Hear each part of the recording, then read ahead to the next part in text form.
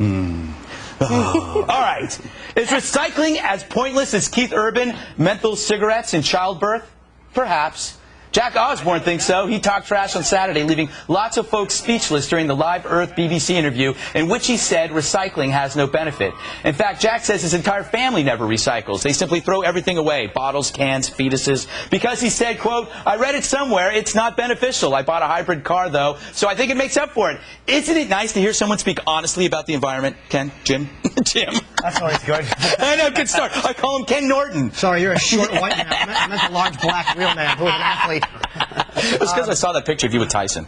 I like the fact that Jack said that. Good. I mean, who looks at the Osbournes as like the picture of global responsibility? He clipped the head off a live animal. He beat his wife. How do you not love Ozzy? Because don't recycle. It sucks. It's true. It's true, Courtney. But first of all, Jack lives in L.A., and when I lived in L.A., they don't recycle out there. You'd think that with all the celebrities that, you know, go green and everything that you would, and then when I moved to New York, you have to recycle. And if you, heaven forbid, you put the thing in the wrong can, I mean, our landlord comes after you. There's like 40 boxes. You got to separate it, and everything into separate things. I don't know what to do. I don't buy anything anymore. I just scoop stuff out of the trash. I never recycle. I litter on purpose. I love it.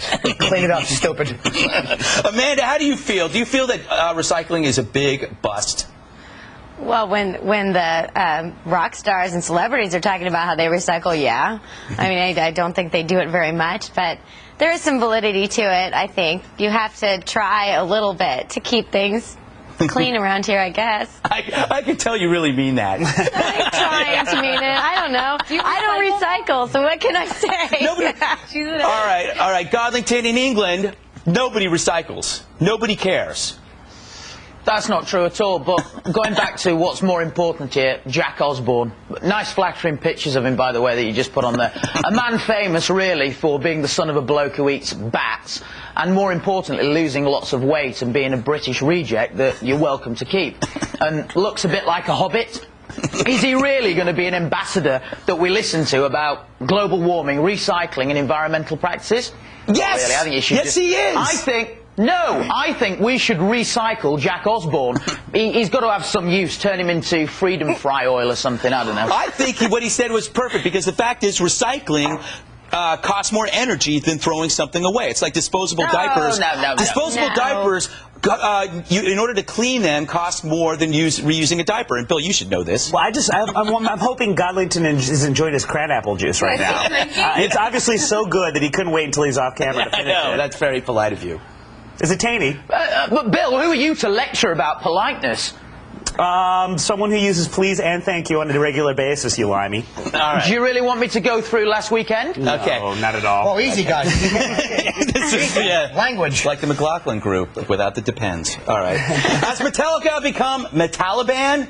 Of course not. Still, there are claims Metallica singer James Hetfield was investigated by British airport staffers who believed for some reason he was a terrorist. Hetfield was barred entry to Luton Airport last week and questioned by staff. Concerned about his appearance, he had a very ugly, dirty beard. According to the Times of London, there were fears Hetfield might be involved in terrorism just based on his Taliban-like beard. Doesn't this point out how ridiculous our current security measures are? Well, yeah, if they can't tell the difference between Hetfield and, like, a shoe bomber, yeah, I guess there's a problem. There is a problem. Stop Muslims. They're the problem, not Metallica. As a result, this is why ZZ Top only travels in their Ford Roadster, which, as you know, can fly. Really, Bill? Fun little fact, Greg. Thank you so much. I'm a musicologist. Thank you so much. I don't, Godlington, what's wrong with your country? What's wrong with Luton Airport? Okay, well, the first thing is I happen to really like Metallica. The second thing is that if Muslims carrying AK-47s can get through British customs, I really don't think that this story's true, and I think it's a profound exaggeration. Although he was going to this concert, so maybe he should have been arrested. Amanda, do you think, I mean, everybody talks about racial profiling as being wrong, but what about religious profiling? What's wrong with that?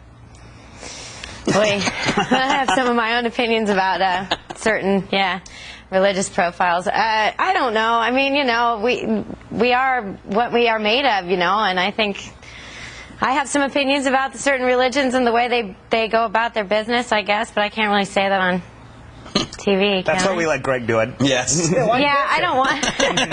The fact is, if all terrorists, or not all Muslims are terrorists, but all terrorists are Muslim, shouldn't that just kind of be the base when you're doing security checks at airports? Well, there's this whole idiotic thinking that you can't judge a book by its cover. Yes, you can. That's why books have covers. Of course you can. There's a blonde chick on the cover of a magazine with 3 black guys. It's porn. You know what it is. That's why covers are good. And also, my opinion is if there were all these blonde-haired, blue-eyed girls going around bombing everything, blowing themselves up, then I would have no problem going through security and being profiled, because then I would think that, you know, they might think I was a suspect. And I would have no problem profiling you. Yeah, we don't be lining up agree to agree. Exactly. Yes. We don't be lining up to do that cavity search. All right. Is drinking heavy amounts of alcohol the answer to all our problems? Science is now saying, yes, it is. New research by some of the world's top neuroscientists find alcohol does not kill off brain cells, as we always thought. We've been told for years. Nights of drinking wipes out entire sections of human brain cell functions, leaving all of us befuddled, brain-damaged idiots. But that turns out to be crap. According to these doctors, there's no evidence at all that drinking leads to the death of brain cells. Will this new earth-shattering report affect your drinking habits, Amanda? My drinking habits? No, not so much. I just think I mean, I've never really met a smart drunk. Really? So I don't know. You know, not while they're drunk. I mean, you know, doesn't it kill off something while it's going on? I don't know. I've never trusted people that don't drink. Yeah, Well, I don't either, definitely. I don't trust people that don't drink. I drink. I like to drink. Yes. How can you say it doesn't kill off brain cells, though? You should see what I've woken up with. I wouldn't have picked up a 350-pound mess. Yeah.